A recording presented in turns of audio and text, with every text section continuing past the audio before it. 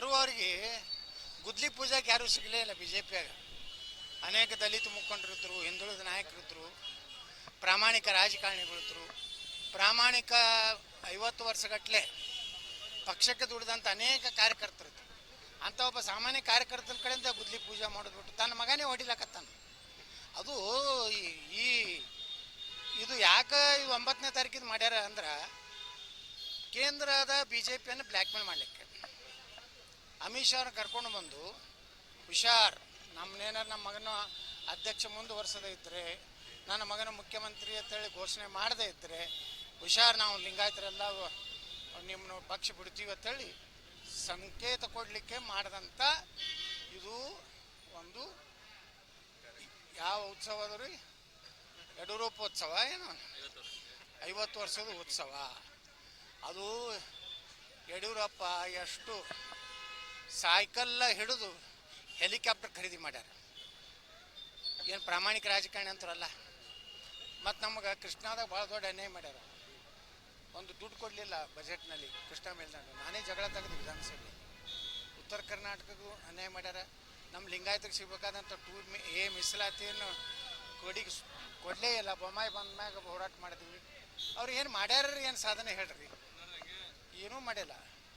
ಸುಮ್ಮನೆ ಬ್ಲ್ಯಾಕ್ ಮೇಲ್. ಇದು ಕೇಂದ್ರ ಬಿ ಜೆ ಪಿ ಬ್ಲ್ಯಾಕ್ ಮೇಲ್ ಮಾಡಲಿಕ್ಕೆ ಮಾಡಿದಂಥ ಅವರ ಉತ್ಸವ. ಅದನ್ನು ತನ್ನ ಮಗನ ಭವಿಷ್ಯದ ಸಲುವಾಗಿ ಮಾಡಿದಂಥ ಉತ್ಸವ. ರಾಜ್ಯದ ಜನ ಅವ್ರ ಕಮೆಂಟ್ಗಳು ನೋಡಿ ನೀವು ತೊಳಗೆ ಯಾವ ರೀತಿ ಅವರ ಬಗ್ಗೆ ಕಮೆಂಟ್ ಬರ್ಲಾಕತ್ತಾವು. ಇದನ್ನಾರೇ ತಿಳ್ಕೊಂಡು ಯಾರು ಸ್ವಾಭಿಮಾನಿ ಬಿ ಜೆ ಪಿ ಕಾರ್ಯಕರ್ತರದಾರ, ಪ್ರಾಮಾಣಿಕ ಕಾರ್ಯಕರ್ತರದಾರ, ಈ ಯಡಿಯೂರಪ್ಪ ಆಡಳಿತದಲ್ಲಿ ಬಿ ಜೆ ಪಿ ನಿರ್ಲಕ್ಷ್ಯ ಪಟ್ಟಂಥ ಕಾರ್ಯಕರ್ತರೇನದಾರ, ಅವ್ರು ಯಾರೂ ಭಾಗವಹಿಸದೆ ತಮ್ಮ ಪ್ರತಿಭಟನೆಯನ್ನು ಸಲ್ಲಿಸ್ಬೇಕಂತ ನಾವು ವಿನಂತಿ ಮಾಡ್ಕೊತೀವಿ. ಅರೆ ಅದೇ ಫಂಡ್ ರೊಕ್ಕ ಎತ್ತಲಾಕತ್ತಾರೆ.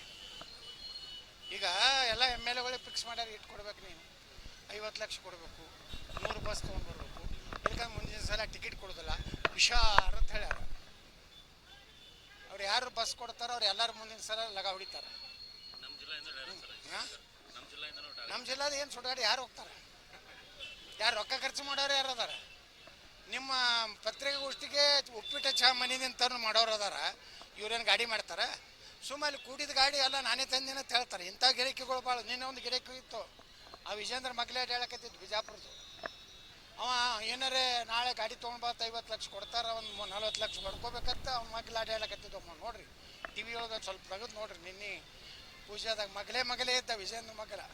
ಯಾಕಂದ್ರೆ ನಾವು ಭಾಳ ಪ್ರಾಮಾಣಿಕ ಇದ್ದೇನೆ. 1 ಕೋಟಿ ಹಣ 10,000 ಮಂದಿನ ತರ್ತೀನಿ ಅಂತೇಳಿ ಒಂದು 80 ಮನೆಯಾಗಿಟ್ಟು ಮತ್ತೊಂದು ಹೊಸ ಗಾಡಿ ತೊಗೊಂಡು 5 ಲಕ್ಷನಾಗ ಒಂದಿಟ್ಟು ಗಾಡಿ ಒಯ್ದು ಮಜಾ ಮಾಡ್ಬೇಕಂತ ಹೋಗ್ಯಾರ ಇವರೆಲ್ಲ.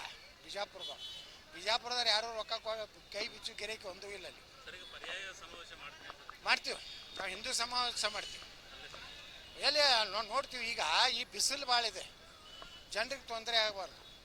ಯಾಕಂದ್ರೆ ನಮ್ಮದು ಅವರು 10 ಲಕ್ಷ ಅಂತ ಹೇಳ್ಯಾರ, ನಮ್ದು 20 ಲಕ್ಷ, ಅವ್ರು 10 ಲಕ್ಷ ಅಂತೂ ಸೇರ್ಲಕ್ಕೆ ಸಾಧ್ಯ ಇಲ್ಲ. ಭಾಳ ಆದ್ರೂ ಒಂದು 50,000 ಸೇರ್ತಾರೆ ನೋಡ್ತಾರೆ.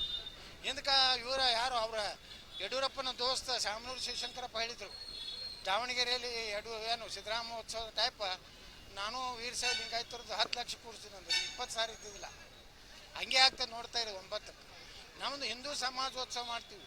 ಈ ರಾಜ್ಯದಲ್ಲಿ ಹಿಂದೂಗಳ ಮೇಲೆ ಏನು ದೌರ್ಜನ್ಯ ಆಗ್ಲಕ್ಕತ್ತದ, ನಿರುದ್ಯೋಗ ಯುವಕರಿಗೆ ನೌಕರಿ ಕೊಡಲಾರಂಥ ಒಂದು ದೊಡ್ಡ ಪರಿಸ್ಥಿತಿಯನ್ನು ನಿರ್ಮಾಣ ಆಗೈತಲ್ಲ, ಅದನ್ನು ಪ್ರತಿಬಿಂಬಿಸಲಿಕ್ಕೆ ಅದನ್ನು ಈ ರಾಜ್ಯದ ಈ ಸರ್ಕಾರಕ್ಕೆ ಎಚ್ಚರಿಕೆ ಕೊಡುವಂಥ ಹಿಂದೂ ಸಾಮ್ರಾಜ್ಯೋತ್ಸವ ನಾವು ಮಾಡ್ತೀವಿ. ಅದು ದಾವಣಗೆರೆ ಮಾಡ್ತೀವೋ ಚಿತ್ರದುರ್ಗ ಮಾಡ್ತೀವೋ ಮುಂದೆ ನಿರ್ಣಯ ಮಾಡ್ತೀವಿ. ಈ ಬಿಸಿಲಿನ ಜಳ ಭಾಳ ಇರೋದ್ರಿಂದ ಸಾಕಷ್ಟು ವಿಜ್ಞಾನಿಗಳು ಕರೆ ಕೊಟ್ಟಾರೆ, ಮೇ ತಿಂಗಳಲ್ಲಿ ಈ ಬಿಸಿಲು ಮುಂದುವರಿತದಂತೆ. ಅದಕ್ಕೆ ನಾವು ಜನರನ್ನ ಬಲಿ ತೊಗೊಂಡು ನಮ್ಮ ಸ್ವಾರ್ಥ ರಾಜಕಾರಣಕ್ಕೆ ನಾವು ಬಲಿ ಕೊಡೋದಿಲ್ಲ. ನಾವು ಮಾಡೋದು 100% ಗ್ಯಾರಂಟಿ. ಆದ್ರೆ ಸ್ವಲ್ಪ ಬಿಸಿಲು ತೆಗೆದ ಮ್ಯಾಗ ಮಾಡ್ತೀವಿ. ಇಲ್ಲ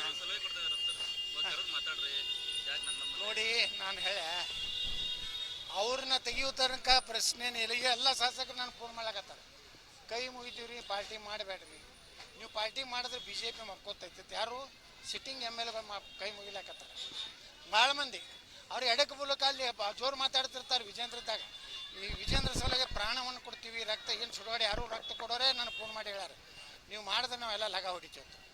ಅದಕ್ಕೆ ಚರ್ಚೆ ಅವ್ರು ಮಾಡಲಿ. ಅವರು ಈ ಭ್ರಷ್ಟ ಕುಟುಂಬದಿಂದ ಬಿ ಜೆ ಪಿ ಮುಕ್ತ ಮಾಡ್ತಿದ್ರೆ ನಾವು ಕಾಂಪ್ರಮೈಸ್ ಆಗ್ಲಿಕ್ಕೆ ತಯಾರಿದ್ದೀವಿ. ಗ್ಯಾರಂಟಿ ಆಗೇ ಆಗ್ತೈತೆ ರೀ. ನಾವೇ ಸರ್ಕಾರನ ಬರ್ತೀವಿ. ಈಗ ನೋಡ್ರಿ, ರಾಜ್ಯದ ನಾಡಿನ ಮಿಡಿತ ನೋಡ್ಲಕತ್ತಿನ ಈಗ ಯಾರೂ ಬೇಡಪ್ಪ. ಈ ಸಿದ್ದರಾಮಯ್ಯನೂ ಬೇಡ, ಡಿ ಕೆ ಶಿವಕುಮಾರ್ ಬೇಡ, ಕುಮಾರಸ್ವಾಮಿನೂ ಬೇಡ, ಯಡಿಯೂರಪ್ಪನೂ ಬೇಡ.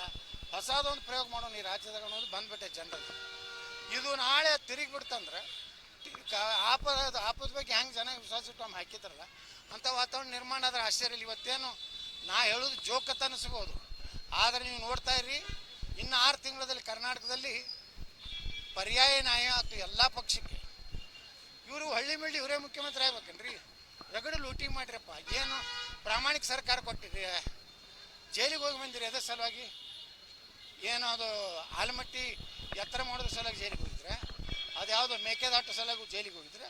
ನೀವು ಭ್ರಷ್ಟಾಚಾರ ಮಾಡಿದ್ರೆ ಜೈಲಿಗೆ ಹೋಗಿರಿ. ನೀವೇನು 50 ವರ್ಷದ ಆಚರಿಸ್ತೀರಿ? ಎಷ್ಟು ಆಸ್ತಿ ಮಾಡಿರಿ ನೀವು? ಮೊನ್ನೆ ಒಂದು ವಾರ ವಿಜೇಂದ್ರ ವಿದೇಶಕ್ಕೆ ಹೋಗಿದ್ದ. ಮೊನ್ನೆ ಯುದ್ಧ ಆದ ಮ್ಯಾಗ ಅವ್ರ ಆಸ್ತಿಯಲ್ಲಿ ಏನು ಅದಾವೋ ಏನು ಬಿಲ್ಡಿಂಗ್ ಬಾಂಬ್ ಗಿಂಬ್ ಬಿದ್ದಾವ ನೋಡ್ಲಕ್ಕೆ ಹೋಗಿದ್ದವ. ಇಲ್ಲಿ ಪಾಪ ಮಲ್ಲಿಕಾರ್ಜುನ್ ಖರ್ಗೆ ನಮ್ಮ ಮೋದಿಯವರಿಗೆ ಬಾಯಿಗೆ ಒಂದು ಟೆರರಿಸ್ಟ್ ಅಂದ್ರೆ ಆ ವಯಸ್ಸಿಗರೇ ಮಲ್ಲಿಕಾರ್ಜುನ್ ಖರ್ಗೆ ಅವ್ರಿಗೆ ಸ್ವಲ್ಪ ಮಾನ ಮರ್ಯಾದೆ ಬೇಕು. ಟೆರರಿಸ್ಟ್ ಅಂತ ಇವರು ಟೆರರಿಸ್ಟರ ಪಕ್ಷದ ರಾಷ್ಟ್ರೀಯ ಅಧ್ಯಕ್ಷರೇ ಖರ್ಗೆ ಅದಾರ. ಹಿಂಗೆ ಒಂದರ ಟೀಕೆ ಮಾಡೋದೇನು ವಿಜೇಂದ್ರ ನೋಡ್ರಿ, ತೀವ್ರವಾಗಿ ಖಂಡಿಸ್ತಾನಂತ. ಒಬ್ಬ ದೇಶದ ಪ್ರಧಾನಮಂತ್ರಿಗಳ ಬಗ್ಗೆ ಇಂಥ ಕೆಟ್ಟ ಶಬ್ದ ಉಪಯೋಗ ಮಾಡೋದ್ನಾಗ ನಮ್ದೇನೈತ್ರಿ? ಖರ್ಗೆನಿಂದ ಏನಾಗೋದೈತಿ? ನಾವು ಅಂಬೇಡ್ಕರ್ ನಾವು ಫಾಲೋವರ್ಸ್, ನಾವು ಖರ್ಗೆನ ಫಾಲೋವರ್ಸ್ ಅಲ್ಲ. ಅಂಬೇಡ್ಕರ್ ಏನು ಹೇಳ್ಯಾರ? ಯಾರೂ ಕಾಂಗ್ರೆಸ್ಸಿಗೆ ದಲಿತರು ಓಟ್ ಹಾಕ್ಬಿಡುತ್ತೆ. ಅದೊಂದು ಉರಿತಿರುವ ಮನೆ, ಅಲ್ಲಿ ದಲಿತರಿಗೆ ಅಂದು ಉದ್ಧಾರ ಆಗೋದಿಲ್ಲ ಅಂತ ಹೇಳ. ಈ ದೇಶದಲ್ಲಿ ಎಲ್ಲ ಹಿಂದೂಗಳು ಶಾಂತಿ ಇರಬೇಕಂದ್ರೆ ಮುಸಲ್ಮಾನರ ಪಾಕಿಸ್ತಾನ ಕೊಟ್ಟು ಕಳಿಸ್ಬೇಕಂತ ಹೇಳಿದವರೇ ಅಂಬೇಡ್ಕರ್. ಈಗ ಯಾರು ಈ ಖರ್ಗೆ ಅವ್ರೇನು ಸೋನಿಯಾ ಗಾಂಧಿ ಇಂಥವ್ರಿಗೆ ಚೀಲಾಗಳಿಗೆ ನಾವೆಲ್ಲ ಅಂಜೋದಿಲ್ಲ. ಈ ರೀತಿ ತಾಕತ್ತಿದ್ರೆ ಸ್ಟೇಟ್ಮೆಂಟ್ ಕೊಡುತ್ತೆ ಖರ್ಗೆನೂ ಇರುತ್ತೆ. ವಿಜೇಂದ್ರಿಗೆ ಅವ್ರ ಅಪ್ಪಗೆ ಕೊಡೋದಿಲ್ಲ. ಯಾಕಂದರೆ ಹಿಂಗೆ ಕೊಟ್ರ ಅಂದ್ರೆ ಪೋಕ್ಸೋ ಮತ್ತು ಅರೆಸ್ಟ್ ಮಾಡ್ತಾರೆ.